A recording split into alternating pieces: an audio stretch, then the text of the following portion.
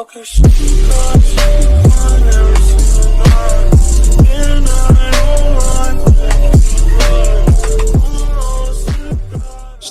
a day could look very different from day to day. I remember before we started this is that you were telling me a story. You got this really cool story that I'd love for you to share. Yeah. You got this phone call one day. What happened?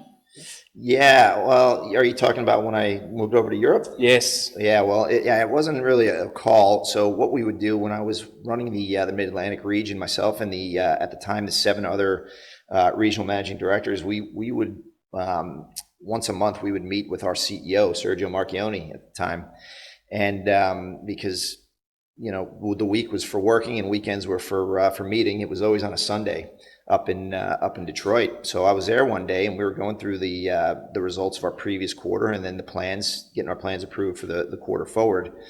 And at lunch, right before we broke, Mr. Marchionne said, "Mr. Zanlunghi, I want to see you in my office, please," right after this. So it was kind of like one of those moments where it's like, "Ooh, you're going to the principal's office." And I'm thinking, geez, what did I do wrong? I mean, at the time we were ranked number 1 or number 2 out of the 8. So I remember walking into his office, and he turned to me and said, "Hey, I think you're doing a really good job there. The U.S. market's coming back. We want you to go to Europe and explain a little bit about what you were doing here to keep your dealers profitable and to keep your region profitable, because at that time we had 2 profitable regions. Ours, which was about break even, or just over break even, and you had the Southwest region, which was Texas, which the oil held up really well down there."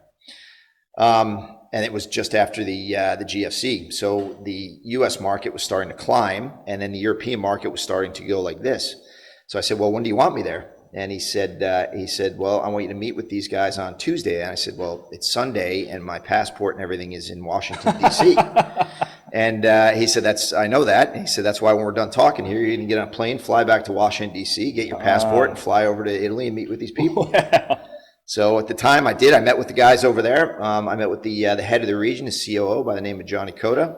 I met with their head of sales and they're also their sales director there for the region. They were asking me questions like, what did you do to keep your dealers profitable?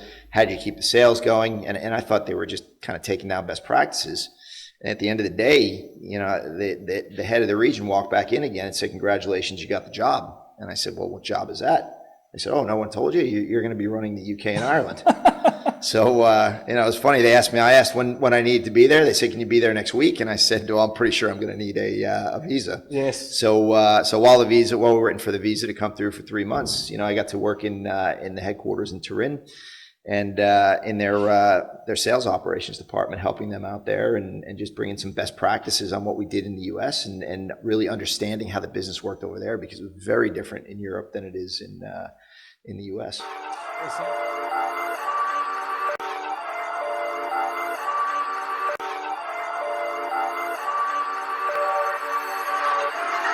Okay,